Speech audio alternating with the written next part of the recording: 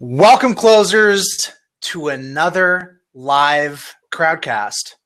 I'm your host, Jordan Muela, broadcasting live from Portland, Oregon, and I am joined today with a very special guest, Mr. Andy Propst, taking some time out of his day to talk to you, my beloved audience, about some of the juicy secrets behind his success, how he's been able to grow, and to just answer questions. We're gonna hang out, guys. So I want to start off by going through some housekeeping notes. As you guys know, there's a chat option on your right. If you have questions, submit those down below. That's the place to ask questions, down below at the bottom. Before we kick things off, I do want to call out our sponsor per se for today, and that is the Hurricane Harvey Relief Fund. If you're listening to this right now, it's probably because you don't live in Houston. I don't know about you guys, but I'm watching the news reports. Not good. If you're so inclined, think about making a donation. There's a lot of great organizations out there, but the one that is linked down below in the bottom right is specifically the Hurricane Harvey Relief Fund that was started by the mayor of Houston, Sylvester Turner. Good organization. Think about making a donation there. Let's move on with the show. Andy, how are you doing? I'm doing great. Great introduction, and awesome that we're raising money for Hurricane Harvey. I have my Aunt Hazel's in Houston. She's struggling right now. So, she's an older gal, wonderful aunt. So anything that we can do to help those folks is wonderful. So great work on that. Yeah, absolutely. We got some clients and friends out there. I'm thinking about Rich Drake. I'm thinking about Adam Shroom. A lot of good people out there in that city.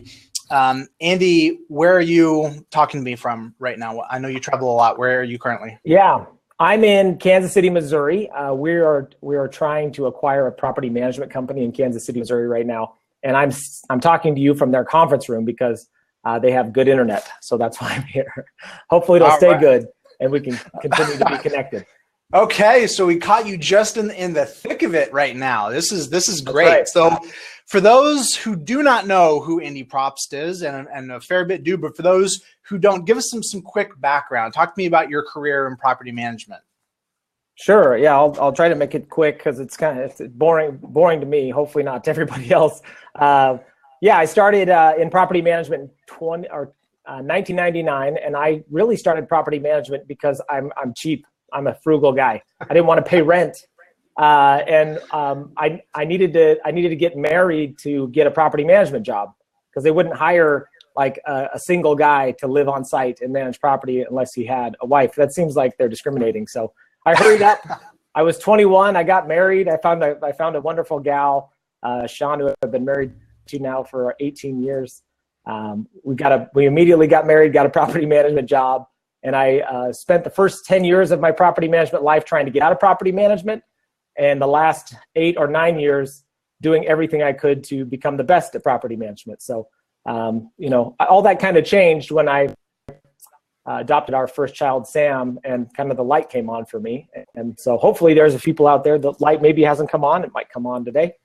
But I grew a company in Portland. I grew a company in Boise called Park Place Property Management.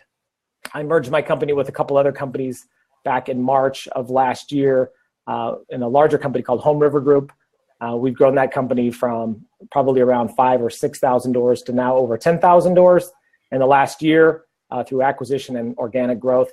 And we're on target to probably add another 5,000 to 6,000 doors this year, and hopefully do around 10,000 doors going forward. So it's been a long career, but it's been very exciting. 10,000 doors, that's some strong inventory right there. With Park Place specifically, so Park Place was your first rodeo in terms of it being a company that you owned, that you built from the ground up. Is that correct? Right. So talk to me from the time frame. What year did you establish it?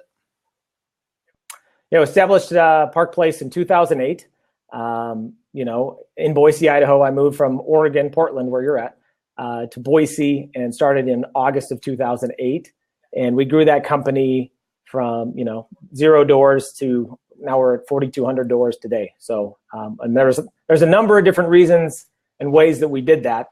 There's not one, unfortunately, magic bullet, but, hopefully we can get into some of those things today and help people grow their business. Yeah, absolutely. So, Andy, I want to start here rather than going straight into the tactics, talking about where can I get more leads? What do you think about pay per click? Should I hire a BDM? All that stuff's great. We're going to talk about that to some degree. But what I really want to talk about is the mindset of what you feel like has allowed you specifically to grow, not on a tactical level, not even on a strategic level, but above that, just kind of the mindsets, the habits, the thoughts that inform and influence your growth. And I want to start here. The first question I have for you is, why grow at all? You and I both know that one of the defining characteristics of this industry is that it represents a great lifestyle business, recurring revenue. You could grow, but you could also not grow, and you can have a great life and a great income. So from your perspective, what are the right reasons, or what are some good reasons to actually be legitimately motivated to grow as opposed to just running a great lifestyle business? Yeah, it's a great question. I think, one of the reasons we've been focused on growth always is because we've always had a clear purpose on what our growth goal should be. And that's given us a fire in our belly. I mean, we have just for example, in Boise, we have a 30-minute meeting every morning, and we report, we say our mission, our core purpose, and our BHAGs, right? And everybody knows them by memory. And one of those things is, 5,000 doors, gross 10 million, that kind of stuff. So, by having a very clear defined goal and purpose is definitely what, creates the fire inside us to always grow. And it's not just me, right? Because in Boise, we have 85 other full-time employees. It's not a one guy show. I'm one in many that make Park Place and Boise great. But that's that defining purpose and a burning desire to continue to grow. I'm always of the mindset, if you're not growing, you're dying. And I love meeting new people. I love building relationships. I love going through the sales process. Those desires of what is what kept us kind of moving forward. And I get that there's a lot of people out there that are, hey, we're at 200 doors, we're at 400 doors, and that's where we want to be. That's fine. That just hasn't been what we've done in Boise. And then also continuing with HomeRiver Group. I think that if you're not growing, you're dying. I think that's probably ringing more true now than at previous times with the sell-off going on for a lot of folks. You're talking about the vision being an essential piece. Let's talk about what other necessary pieces need to be there. When we talk about growth, we tend to think about pushing on the gas pedal, but we don't tend to think about the foot that may already be on the brake. There's something called force field theory, which is basically just the idea that you got to think about both factors, the factors that drive you forward and the ones that hold you back. In your opinion, what are the primary things that you see holding folks back when they say they want to grow? That appears to be their intent. They're going to conferences, et cetera. What are the main factors that are leaning on the brake that are holding people back that you most commonly see? I think the largest factor is the busyness factor. We're too busy and we got too much going on to handle marketing or doing things that will drive growth inside of the business. I see a lot of really good people that have the ability to grow, but they get into work and they have kind of a great idea of what they're going to do that day, and then the phone rings and the email dings, and then they just become overwhelmed with the operations and the day-to-day, and it handcuffs them to get into that, what we call quadrant 2. Quad 1 is the urgent and important. Quadrant 2 is the urgent or the important but not urgent. And when you stay in that quadrant 2 more than you stay in quadrant 1, it's really easy to get your business better and to grow. Growing, I've always said in property management, and nobody's ever repeated it, so it's probably me. Growing is easy. Managing growth is the trick, is the difficult part. So if people want to get out there, build relationships, and grow, it's pretty easy to do.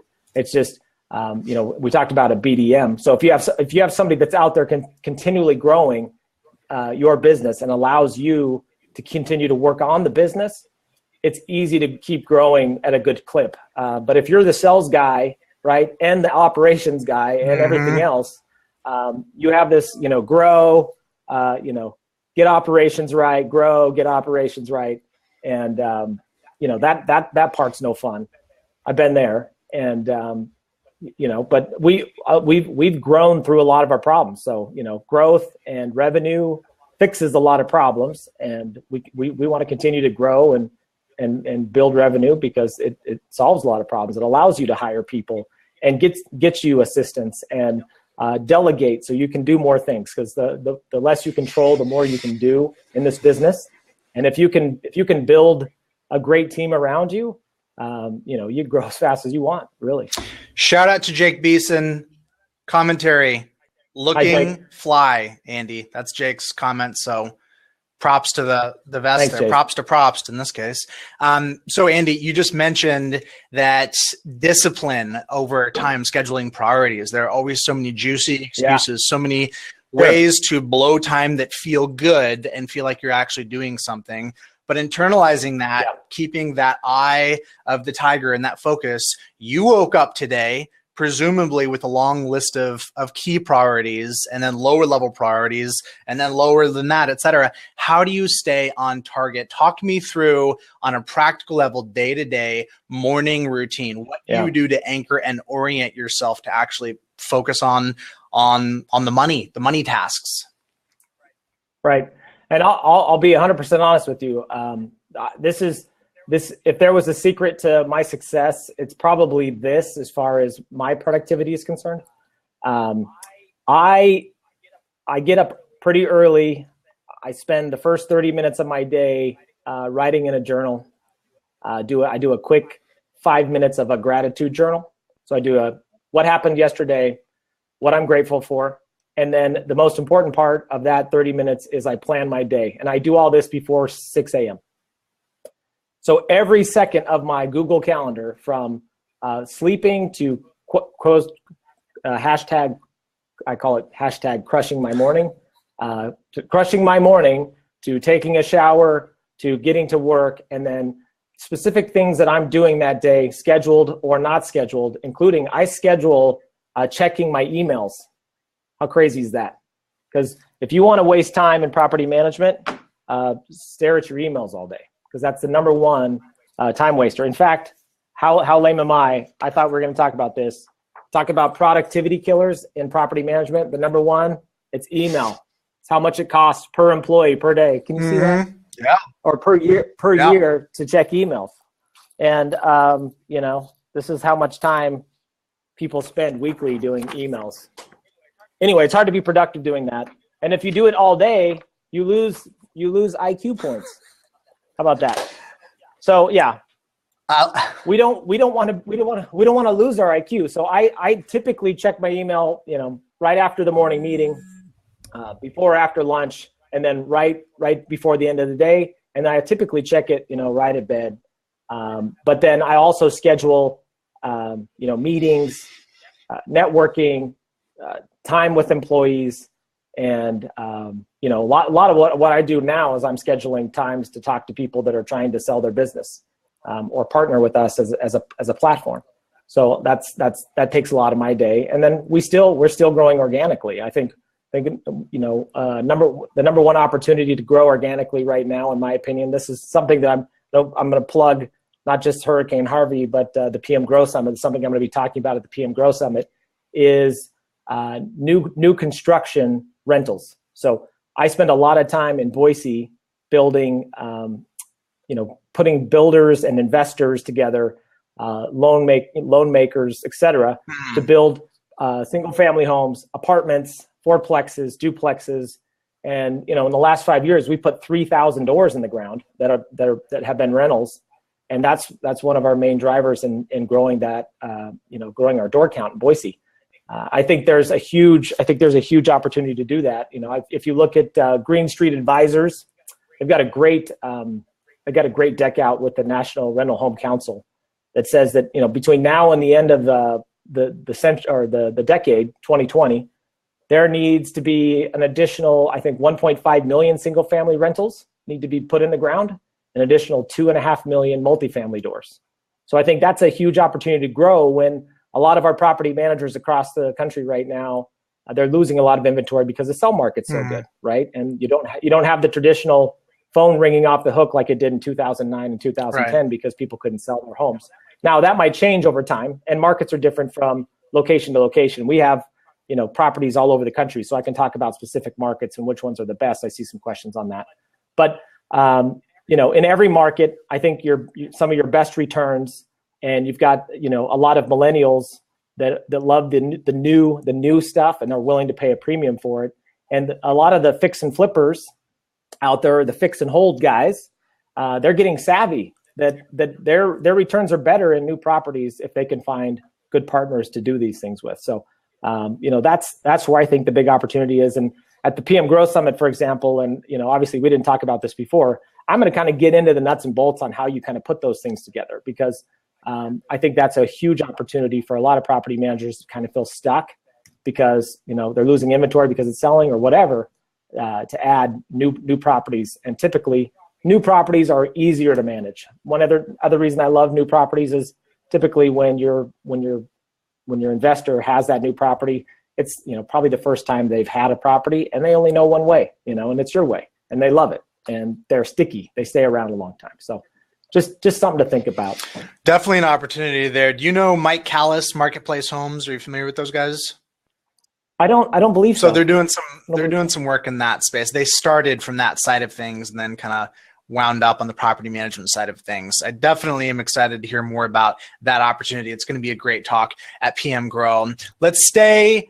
I don't want to let up, Andy, on this time tracking, this productivity stuff. I think there's a lot of juicy nuggets here.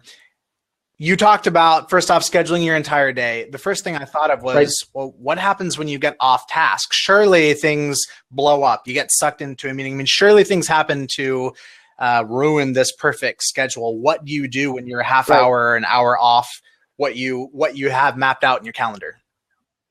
Yeah, and it definitely does happen, and especially in this business. And if you don't have, a number of employees around you to help, facilitate some of the fires that come up, your schedule gets more and more taken over by stuff that might be urgent and important versus just important but not urgent. So that does happen from time to time. And I'll tell you, the more I schedule and the more practice I get scheduling my day, specifically every minute of every day scheduled, including what time I go to bed, what time I think one of the most important thing about trying to schedule my day, and this is something that I've learned recently, is schedule specifically what time I'm going to be home, because that helps condense my day, and I get a lot more productive instead of saying, hey, the kids got dance tonight, I don't have to be home at 6 or whatever. And actually, when you'll kind of be less productive during the day. You'll tick away time because you have an infinite amount of time at the end of the day. And when you say, no, man, it's 6 o'clock, I'm out of here. Forced constraints. I got to get that's the Parkinson's law, right? You take as much time as you can to do the job that you're given in the time frame that you're given. And I say, man, the first thing you should schedule is what time you're going to be home, what time dinner is, and spend time with your family. And I used to be so bad at that. And I think scheduling your time off is probably one of the most important things you can do. So if you don't get up and crush your morning, get up and say what time you're going to be home. Commit to your husband or wife that you're going to be there, and then watch how much stuff you'll get done during the day because you have a time limit. So that's a big one. And then just watch your calendar. I got away from the to-do list. I used to have a to-do list, and I found that a lot of the stuff that I put on the to-do list wasn't really helping me be productive. Where if I scheduled time, I was more cognizant of what I put on my calendar versus what I scheduled on a to-do list. A lot of that stuff doesn't get done if you don't set aside time for it. So anybody that knows me in my office knows, hey, I'm willing to meet with anybody, do anything, but don't schedule. Don't just come in and say, hey, let's meet. Send me an invite with an agenda. I have a saying: no agenda, no attenda. If there's no agenda to the meeting, if there's not a clear purpose to the meeting, what we're going to accomplish, and an agenda that goes with the meeting. Quite frankly, if you don't have time to put that together, I don't have time to be in the meeting because I have to do other things. Just like this meeting, for example, you sent out a clear agenda of what we're going to be talking about. That's very effective for people that might not be as outspoken as you and me. They're introverts. They like to review the agenda. And so if you want to have more engaging meetings with your staff, your investors, whatever, I love going to meetings where there's like a slide deck, an agenda, a clear purpose, and you can condense those meetings. You could take a 3-hour meeting and make it an hour meeting or a half an hour meeting because there's been a little pre-work done, and you can move on to growing your business. Focusing on building relationships. I love your shirt. We're going to talk about that later. I think I'm a huge Glenn Ross fan. If you haven't seen it, just watch the Alec Baldwin piece. It's the best 10 minutes in theater ever, minus the cuss words. But I think always be, instead of always be closing, I think the secret to property management is always be building relationships. I think the most important thing that people lack is that they'll sign up for some marketing plan that might work, but they think that they don't have to spend a lot of time relationship building, and that's just not true in this business. I think the secret to our success is that we value relationships above everything else. And if we spend time building those relationships, that business just automatically comes. It doesn't take a lot of extra. Right. So, I think it's a good idea to spend money on marketing. But when those leads come in, as pick the phone up immediately, return calls, start building a rapport, and build a relationship of trust with those people immediately, and they'll be your friends forever. They'll send you business. They'll tell their friends about it. The one thing I love about LeadSimple is that it kind of takes the guesswork out of it, really, right? If you're bad at building relationships or reminding yourself to build relationships, it'll walk you through it. That's just something that is a high priority for me, no matter what I'm doing. Whether it be doing stuff for NARPM, doing stuff for HomeRiver Group, building relationships in Boise at Park Place. Right. That's the most important. The relationship game is critical. More relationships, more inertia, more success, more leads, more people, more business, more distractions. Talk me through the art of the no, the strategic no, because you want the relationships. Yeah. But what you're telling me is you also want to be saying no on a very frequent basis to manage your time proactively rather than reactively. Talk to me about saying no in a way that preserves the relationship without it feeling like you don't value this other person. Yeah, and out of all the things we talked about, for sure, this is where I'm the worst, because I have a really bad problem with saying no. As I get older, wiser, balder. I'm getting better at it, but I've read books about how to say no, right? And articles, because I want to be better at it. But I think saying yes has helped us get to where we're at, right? But I think if you can build a team around you, because I think when we say yes, it's basically saying I'm the only one that can do this, right? And if you can build a great team around you that you trust, then you can say, hey, I can't do this right now, but I have other people I trust and I can delegate this stuff to. And that's where I've been able to, not necessarily say no, but say, I've got the answer for you, but It's not here, and somebody else can help you with that. Cause I've got other things. It's not that you're important right now. It's just that, I've got other things I've got to handle. And quite frankly, I notice that when I delegate things, if I can get somebody 80% of where I'm at on, whatever key task I'm working on, and hand that over, typically in about 2 weeks, they're 110% better than I was ever at, right?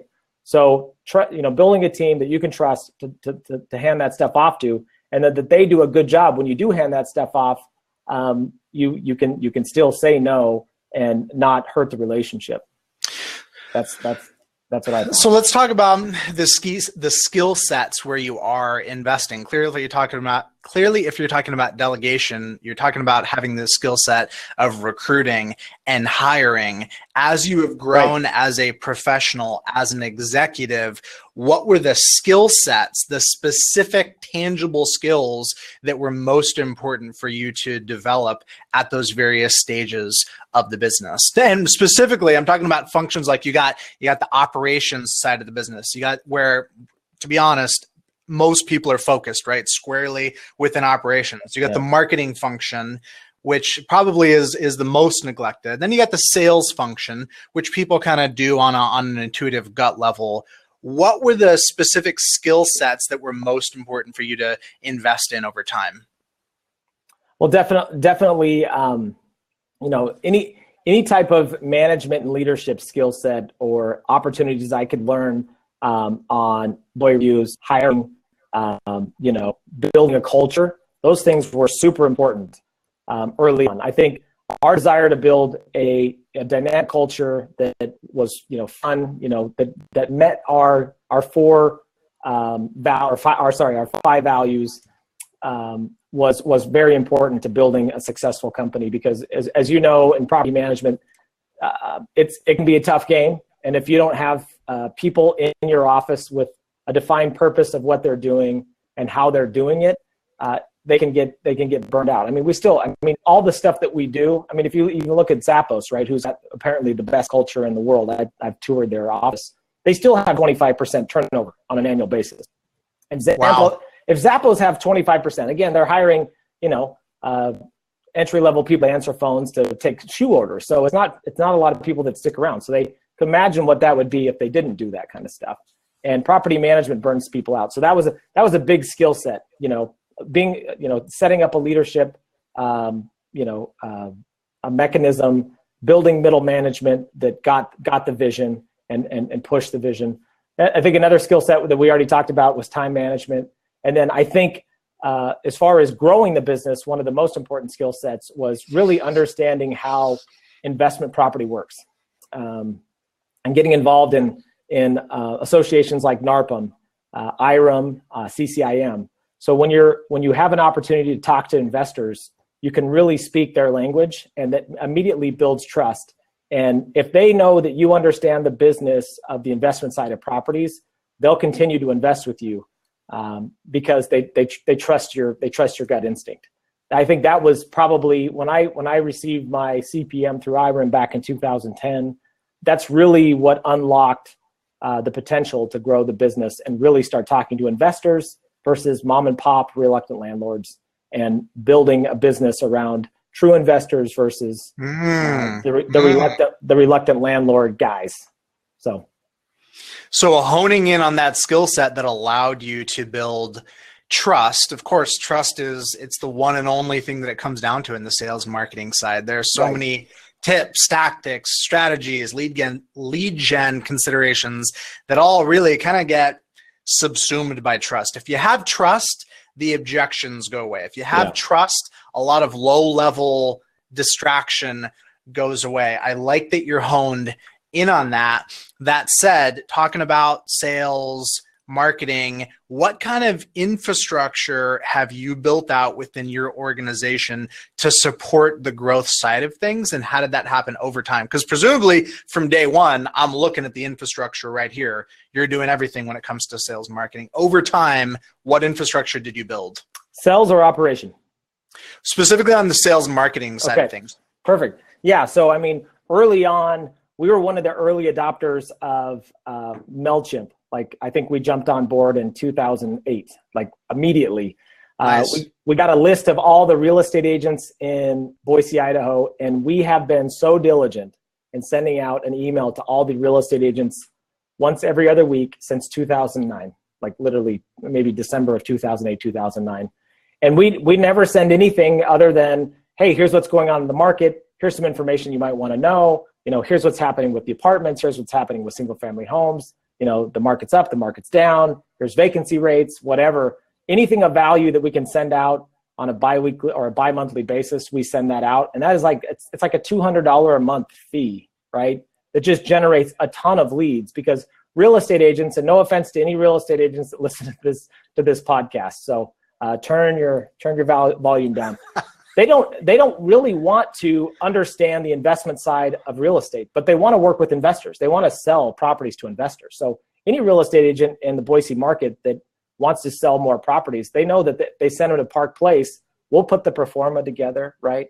We'll put together, what the cap rate's going to be, what the IRR is going to be, the net present value, the cash on cash, and so then we start building that relationship with that investor, and then the investor's like, oh my gosh, these guys really know what they're doing. We set up a budget for the property, and then we send them actuals to budget, and we're like, man, they put this pro forma together, and they're actually performing on the pro forma, and it's awesome. And why wouldn't I take money out of the stock market that's higher than ever and invest in more properties in Boise, because we have people there that we trust to do a good job. So that's an easy thing. If you so are you doing that prior to the sale? If I'm a prospective current investor, I'm thinking about buying, I go to a real estate agent saying, show me some properties. Can that real estate agent at that point contact you guys, and you guys will provide that kind of back office infrastructure? Immediately. Wow. All right. So early in the relationship. They'll send me a list of, or send me or my BD guy, Eric. I hope you're on, Eric. You're the man if you are. They'll send us a property. We'll immediately comp the property, get the rents, because we manage 4,200 doors in Boise. We know exactly what the expenses are going to be. So we built spreadsheets where if I put the gross rent in, it automatically calculates the expense depending on what type of property it is, and then spits out, like I said, cap rate, cash on cash rate of return, net present value, enhanced value, IRR, and other key metrics that investors look for. And then it puts it in a nice little PDF that gets sent back to the agent. The agent sends it on. It's got Park Place, HomeRiver Group stuff all over it. And then the person buys the property. And then we try to perform based on our pro forma. Eric is here in the comments. He showed up. Have no fear, Andy. You're killing it. Oh, thanks, Eric. Did I say anything wrong? Giving up all the secrets here. So yeah, Eric is the guy that sources a lot of that business, and he's out there going to networking groups, leads group, real estate functions. He falls into these people all the time, and then he'll send those things to me. Or we also have somebody else that does this. So Eric, myself, and the gal in our office named Taylor, we'll put it all into the information, kick out a nice little presentation, and they send that along. The agents love us. Obviously, if we do a good job, the agents keep referring that business back to us. The tenants the owners love us because they know exactly what they're getting into. So they can say, look, here's an investment over here that I can put my money in that's going to make a 7% return. Park Place is giving me a performer that says they're going to make an 8% return. It's very clear where I'm going to put my money, right? Yeah, absolutely. So you don't charge the real estate agent anything for offering these. All right. So how long does this take? And let's ask Eric. Eric, how long does this take turnaround time for you to actually generate one of these pro formas? Obviously, Andy, what you're talking about is an investment in infrastructure to be able to do this quickly, which is incredibly smart. But I want to just hear from Eric here operationally how long it takes to prepare one of these while he's commenting down below in the bottom right. Let's talk about the differentiation of this approach from the awareness approach. Everybody knows about the awareness approach. Contact realtors, let them know you exist. And why do people do that? Because it's free. It's no cost. There's no lead cost. So it's attractive from that level. But you're not talking about awareness. You're actually talking about providing a back office service representing the agent, enhancing their offering. Totally different category in terms of what you're offering. Early on, was that the primary channel that you relied upon? Yes, I think so, and especially when it came to new development. Once I was able to understand the investment side of real estate, because if anybody on this call can take 5 seconds to Google rent index. There's a rent index graph from 1980 to basically 2000, probably 2015, and it's literally the straightest line of all time, right? It's rent index growth of 2.5% versus the real estate sales growth, which is up, down, up, down. It's really crazy, but because the real estate or the rental index is so consistent, you can pinpoint to almost perfect accuracy what these properties are going to do. And it's almost like a crystal ball. We have a crystal ball because, the good folks at CCIM, IRM, and NARPM have taught me how to look into that crystal ball and then share that knowledge with the investor. So the investor is getting a great value. They're understanding their investment, and they get excited because we're teaching them how to be better investors. And because of that, they want to invest more. I mean, I think a lot of our growth, probably 50% of our growth, is investors that invested and we managed, and they reinvested because we've been able to perform on the performance, basically. Makes a ton of sense. If you can provide this kind of value to a real estate agent, what is the alternative? The alternative is they're going to do all the work, they're going to close the deal, and then maybe they'll contact you. Completely different scenario. Let's talk about the additional infrastructure. So how long did you go before you hired your first BDM, and what did you call him? Because BDM is like the money word right now, but you were doing this before I should have trademarked the BDM back. The TM on it? Yeah. That was a missed opportunity, Andy. I could have, every time somebody said that, I would be doing this if you had done that. Killing it. So our first BDM, his name was Rob Dumas. He was an ex-pro hockey player from Canada. Athlete. Great guy. For sales. Yeah. So this was in 2009, right? So he was an ex-pro team player in the mortgage business. Mortgage business just crapped out, right? We're talking 2009. Nobody's getting a mortgage, right? So he came on and just started taking that off of me, right? The single family, go out, get the pictures, all the stuff that you have to do to get a property up and going. Everybody on this call knows it doesn't matter what system you have in place. It takes time, and it takes some coddling of the owners, especially in 2009, 2010. A lot of these calls were reluctant landlords that couldn't sell. So I think it was 2009 when we hired Rob, and we set up an infrastructure for him, and very similar to what we have with Eric, where he would go out, source a lot of the business. If the business was if it was a bigger business, I would work with Rob on that. He would hand that over. We'd work together, put together a nice deck for the owner. If it was mom and pop onesie twosie, they would coddle that lead and get it closed, and that would allow everybody else to kind of continue to operate normally without the sales operation cycle that I talked about earlier. So that was a big moment in our business to get, because if depending on the ownership, you might spend half the day bringing on one property, and for me to do that and run the business at the same time just wasn't an effective way to grow the business. So back to Parkinson's law, how did you keep that person busy? When you made that first hire, did you have enough inbound lead flow to keep them busy, or did you supplement the inbound activity with having them do outbound activities as well? We had them do, originally with Rob, we had them do some outbound activity, but not as much. Later on, we hired another guy named Tony. We had Tony for almost 6 years, and he did a lot of outbound activity. Things started to slow down a little bit on the single family. Rob was so busy. We had two guys at one point because Rob was so busy. Rob went back into mortgage land when refis came on, and Tony ran with our BD department for a long time. And we've had Eric for now probably 18 months or so. I hope that's right, Eric. But he does a good job. Like he's the president of the Grotto Group. He goes to real estate functions. We have a Park Place booth at all the realtor things. Last time we were there, we rented a Pac-Man machine, a stand-up Pac-Man game, and people would come by, and whoever had the highest score won. So just unique, kind of crazy off the wall stuff like that that makes us stand out in those conferences. Nice. So, Andy, I want to transition right now to the rapid fire section of the interview. I'm going to quickly go over some questions, okay, and then we're going to go and allow the audience to ask questions. Guys, if you're listening right now, if you have questions, ask those down below. Bottom left, it says ask questions. Click on that tab, throw questions in there. We'll go over all of them with Andy.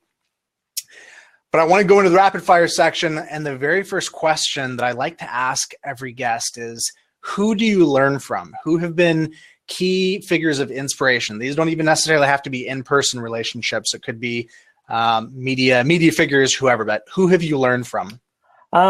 So there's two people, that on my personal statement that I kind of review every morning, that I look up to and I've learned a lot from.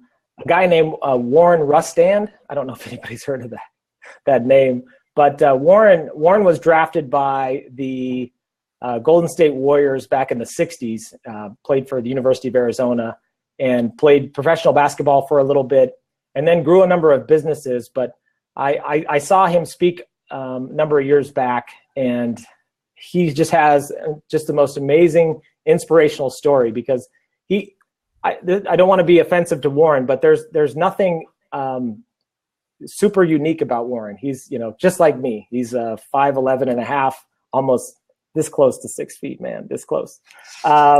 He's bald. He's not very handsome like me. Sorry, Warren, if you're watching. Average Joe kind of guy. He's like literally, and I think he's mid 70s, right? But he has got he's built and sold 5 businesses. He's got 36 grandkids living on his compound in Tucson, Arizona, and he's got family balanced, work balanced, life balanced. I mean, he's made money, but that's not what I look up to him about. Is like he's helped a lot of people be amazing because of his unique skill set of just having tough tenacity, persistence, hard work, example.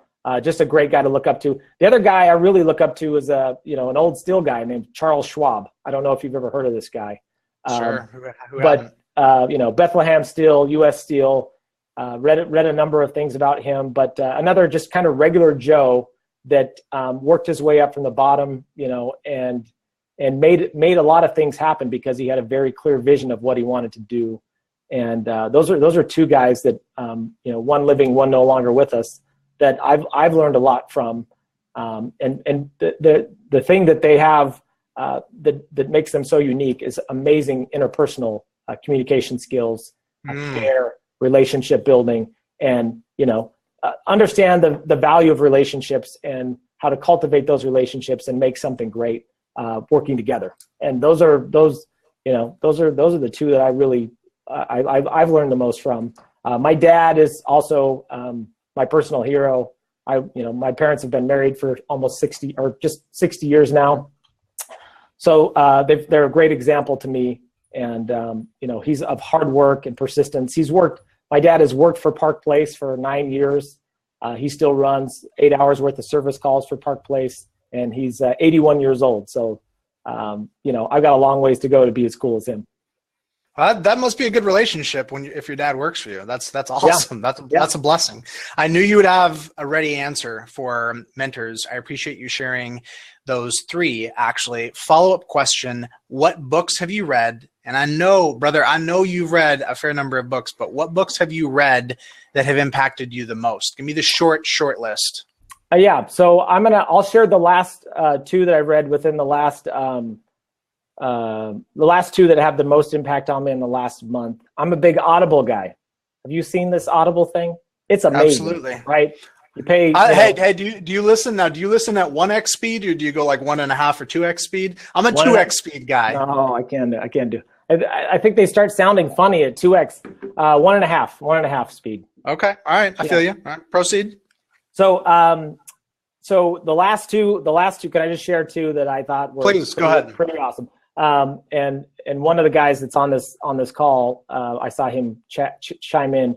He recommended it. And it's one that's good for me because I truly do give an F, but it's The Subtle Art of Not Giving a Bleep. Have you heard of this? I have. I'm trying to think of the author's name. The orange book cover. Yeah, I know what you're talking about. His name is Mark Manson. Yeah, right.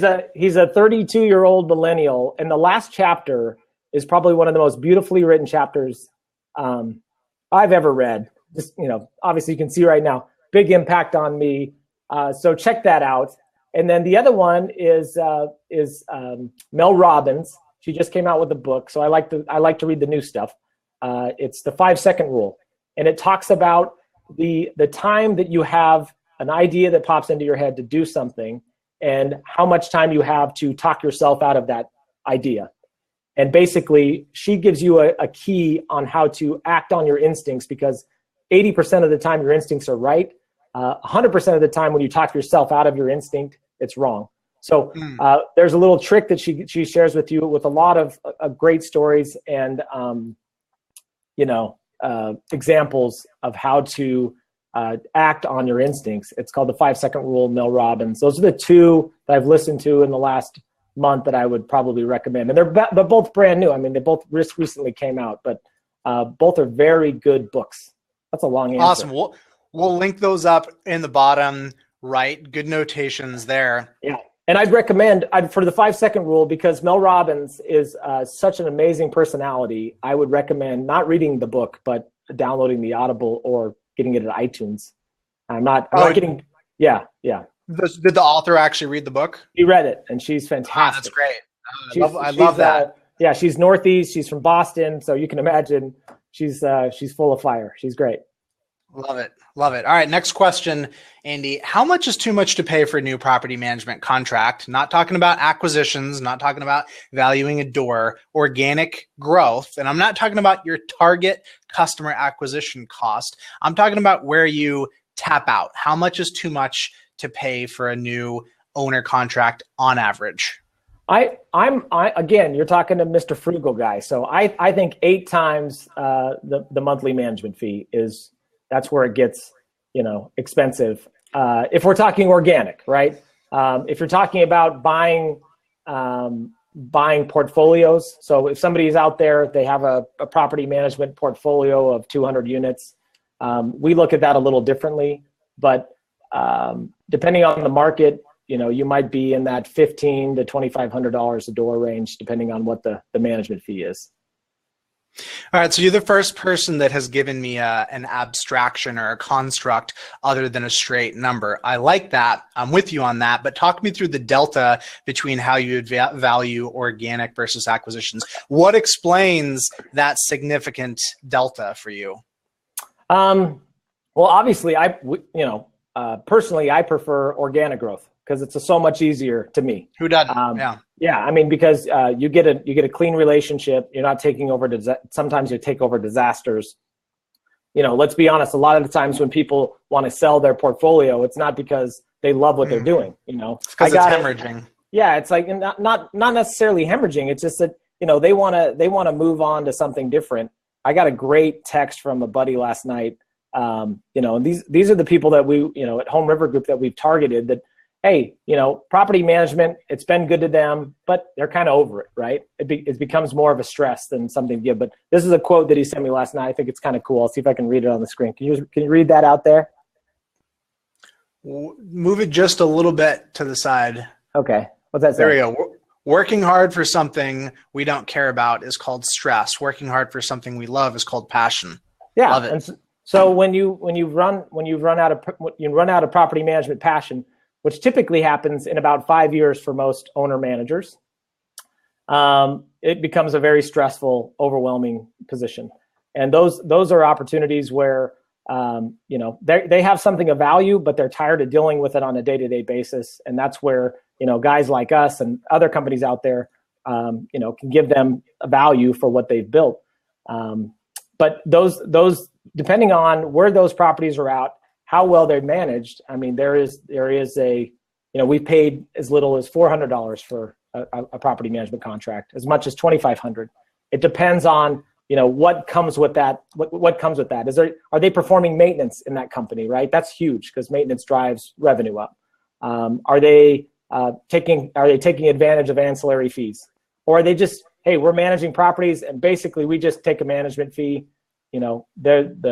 Potentially what we pay for something like that isn't as high as somebody that's taking advantage of all that stuff and then doing a good job. Sure. Well, a lot of variables there. Andy actually did a podcast interview with Alex specifically on mergers and acquisitions. If you're interested in that, go check that out on Alex's podcast. It's like an hour long, some really juicy information specifically on the acquisitions and valuations game. Last question before I turn it over to the audience. Andy, are entrepreneurs born or bred? What's your opinion? I'm not going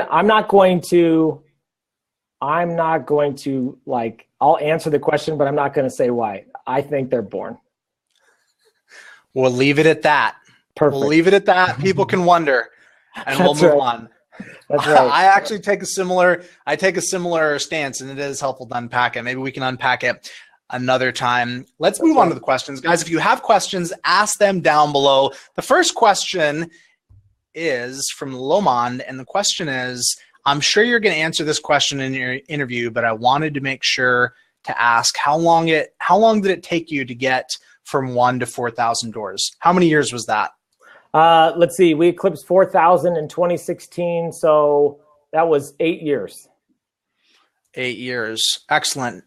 Next question is from Jenny Miller. Do you typically purchase the management agreement contracts only and merge in with your existing business, or do you step in and purchase the whole company itself?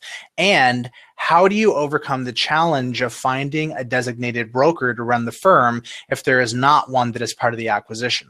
Well, that's a great question. And I'll try to do my best to answer it quickly. So at HomeRiver Group, we do 2 types of acquisitions. We do a portfolio acquisition, which is what we talked about before, where you have an operator that doesn't want to come with the management agreements, right? They just want to get rid of the assets. And there's 2 ways we do that: by a signed contract. So if you're running a property management company and one day you want to sell the assets or sell the company, it's really good to have an assignment clause in your management agreement. You wouldn't believe how many people don't. If they don't, that's fine. It just makes it a little hard to do that, because then we'd have to have the owners fill out an assignment agreement inside of the management agreement, or they would have to sign a new management agreement. And sometimes owners don't want to do that. They might want to go somewhere else. So that's one way that we buy companies. The other way is that we don't really buy. We partner with what we call platforms. These are people that are designated brokers. They run a property management shop of, say, 500 to 2,000, 3,000 doors. They don't want to get out of the business. So we would partner with them, pay them in cash for their business, give them equity in HomeRiver Group also, typically 25% of the value of their business. And we pay a very competitive, I think we pay a great multiple for those companies. And then they would come on, continue to operate their business, be the designated broker, run the day-to-day, keep the employees. And then we would add value, corporate value, business development value, coaching, all those things to help grow. And, one of the things also we do is, payroll, HR, those things we've consolidated, and we help those platform owners that used to own, now they're part of our company, grow their business. So those are the kind of 2 methods that we do. And like you said, I think the podcast I did with Alex probably a month or 2 ago has more detail in that. Goes way more in depth, but that was a really tight answer. Thanks for answering that one. The next question is from Lourdes. What is the single biggest challenge to keep going towards your goal with HRG, and how do you plan on overcoming it? Yeah. Well, look, the fact of the matter is there has never been a national consolidation of a property management company that is focused on single family rentals. And the reason why it's been like that is because it is flipping hard to do. If it was easy, it would have been done already. So the hardest thing is, you could have companies that literally are on the same software. This is what drives me like literally crazy, Jordan. Like, they're on the same software, but they're doing stuff completely different. And they all feel like the way that they do it is the best way to do it. Just like the way I feel like I've done it is the best way to do it. So to be able to get everybody on the same page of how you do operations, how you collect rent, how you pay owners, all that kind of stuff, because it's so different from market to market. Sometimes the law regulates that you can only do certain things. It's a highly fragmented business, but I feel like because it's highly fragmented, it makes it difficult to do what we do, but it will never be automated. So I think it's a good thing, but it also makes it very difficult. But trying to get really good people that have done things and have been successful their way to do it maybe a slightly different way is definitely a challenge, but it's going really good. It's a challenge, but we are making great progress towards it. The stats we hear right now is that there is no company that owns 1%, more than 1% of the market share. And I think we all know from experience that there is no Domino's There is no Pizza Hut of property management right now. Right. There is no Remax of property management. Who's doing the national TV spots right now? But we'll see if that changes in the future. Question from Dave. To folks that have scaled both management and investing / ownership, how do you balance the drive to stay profitable on the management side, especially with non-owned, with the drive to cash flow your own properties? Do you charge yourself the same as you charge your management clients? I definitely think you should. There's companies that we've purchased in the past that have quote unquote most favored nation. I'm sorry, I keep doing quotes. I don't know why I do it. They have the most favored nation, so they have properties that they own, and maybe they give them a special treatment in management fees or stuff like that. Obviously, that drives down your value to your company, and if it's something that you want to sell down the road, it'll affect the value of your company. So I recommend charging yourself market rate for whatever it is you do, and if you're the sole owner of that property management company, you'll get it back. Not give yourself a discount running it, because eventually, we all grow a business to one day sell it. And I know that for a lot of people on this call, that no, this is my livelihood. This is how I, this is how but it's important for us, just as important for us to say what time we leave at the end of the day, to say what time we leave this business. And you'll be able to get there a lot quicker when you have a defined goal of what you want to do and what you want to be when that time comes. And you want to run your business in the most profitable way possible so you can get the biggest return. Yeah, I think it's important to note that it's not about selling. It's about preparing to sell. It's about the steps that you would go through as you make that key consideration. Question from Jason Bischoff. How many doors do you currently need to add to start a bespoke unit? In other words, how many doors do you need to have before HRG would open up a new office in a new market? Yeah, we've luckily, because of great relationship with investors, we've had new markets where we've gone into without having to purchase a new company. So, for example, KC, I'm in now, Northwest Arkansas, Memphis, and soon to be other markets where investors are impressed with our management skills, and they've asked us to come into markets. And typically, we'll come into a market if an investor has about 100 doors or so. But for us to come into a market on a platform, minimum of probably 500 doors. But we would definitely, if somebody had, close to 500 doors, we would probably look at a market, depending on what that market is, come in, partner with them, to have them take some chips off the table and start an HRG office, in their old office, basically. Excellent.